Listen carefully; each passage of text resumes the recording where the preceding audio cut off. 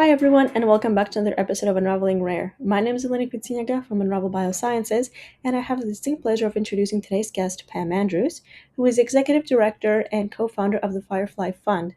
This is a nonprofit organization that aims to provide support for research and education in order to accelerate a cure for Niemann-Pick disease type C or NPC.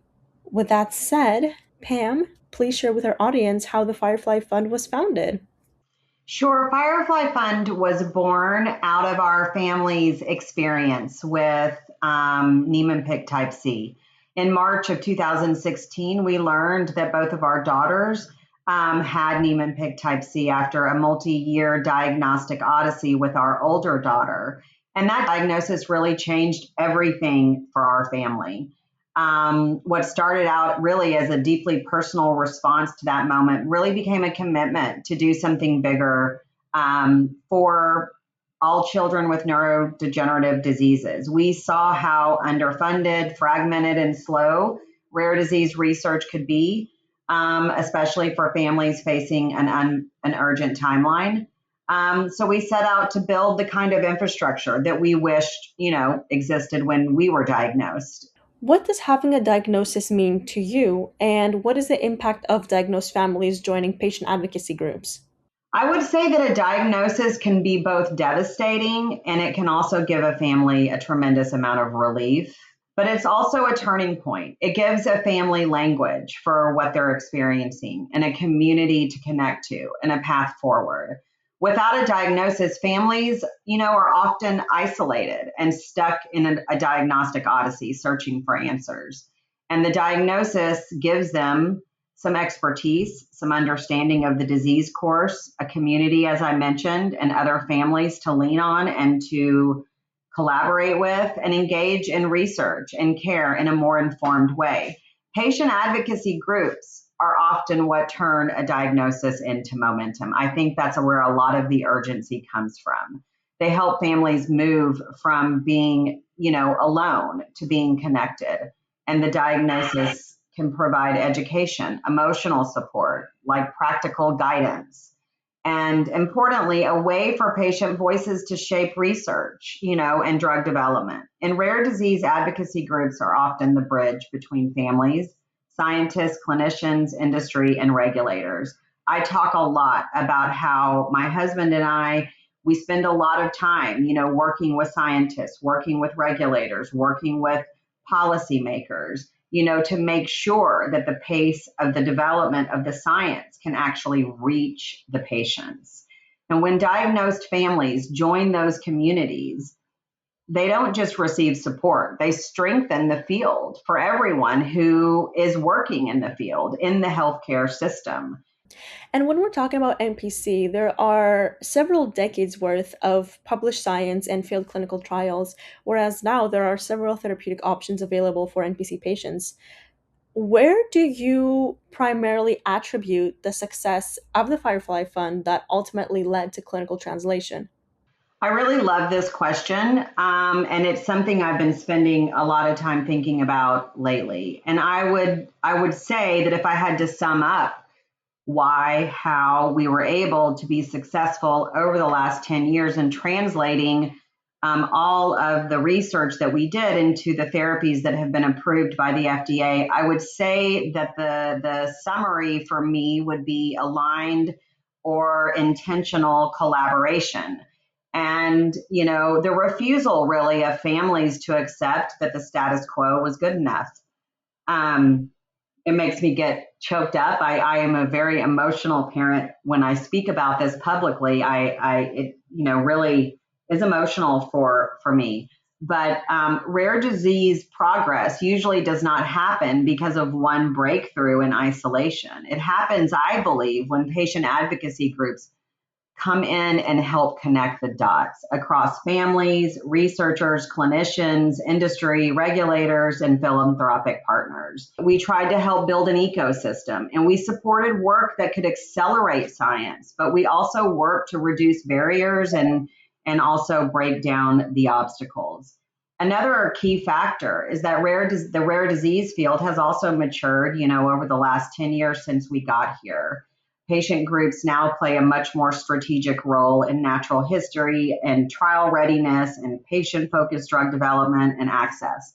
That has changed really what's possible. So while there is still more to do, I think this moment reflects years of persistence, trust building, and cross-sector partnership finally translating into real therapeutic options for patients. Those things that I can attribute our success to, one of them is building this ecosystem of clinical experts or key opinion leaders, if you will. Chicago for a year.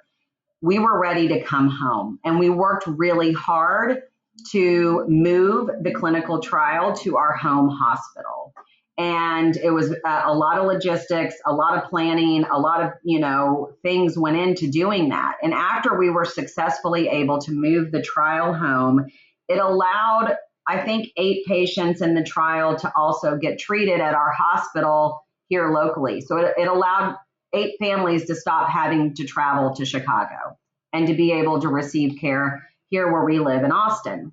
And as soon as we did that, there were 51 people in that trial. And as soon as we did that, the other families were wanting to go home as well. And so what that meant for the NPC community was after we got Austin up and running, we went around the country, and one by one, all of these families went home, in the clinical trial. And I think in hindsight, what we did was we built centers of excellence all over the country.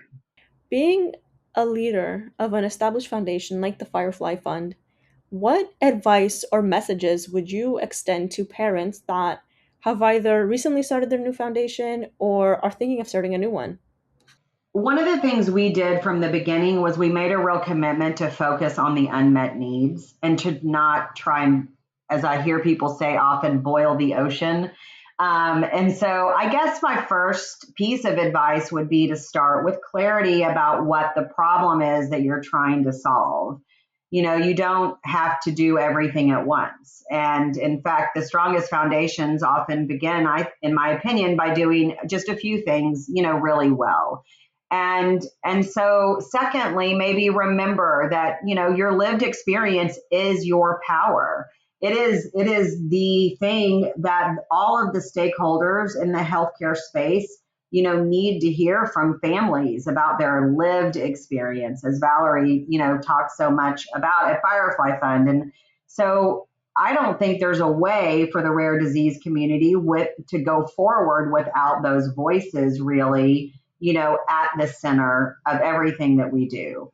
So I would say find partners early, other families, clinicians, researchers, existing advocacy groups, trusted advisors, and build relationships, not just programs. Build ecosystems, not silos. I really, really, really think that is one thing that we did from the beginning, was building that ecosystem and not building silos. We really did try to build, break down the silos.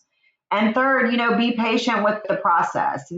Urgency needs to be built in and will be, a big part, I think, of everything that we do in the rare disease space. But we also have to be patient with the infrastructure that we have in place, the frameworks that we have in place. Rare disease work is emotionally intense, and so often slower than families need it to be. And that's why sustainability matters. Build something that can last, not just something that reacts to what's going on in the moment. It's one of the biggest lessons really for the NPC community over the last 10 years was, building something that can be institutionalized, if you will, something that can live beyond one family. I mean, it was a really big lesson for us in the NPC community that families come in and do everything they can. And it's really important to institutionalize progress so that if and when families, move on to other things, that progress and that process can all be captured by the community that you're in. 10 years ago, NPC was really described to us by our doctor as being fatal and untreatable. Stabilization was not part of the vocabulary, and pre-symptomatic treatment was not part of the strategy. And all of the work that we have done over the last 10 years has really changed that. Today we are seeing stabilization, and today we are seeing early intervention literally change the course of the disease. Patients diagnosed with Niemann-Pick type C are living very, very, very different lives than former generations of patients with Niemann-Pick type C. And so that's not really just, a change. That's really a change in what's medically possible. That to me is a very exciting place for the Niemann-Pick type C community to be in. And our kids are really living proof, that early diagnosis and early intervention really does improve health outcomes. So thank you for having me today, and thank you for asking all these wonderful questions. And I hope that there are families out there that can benefit from our experience.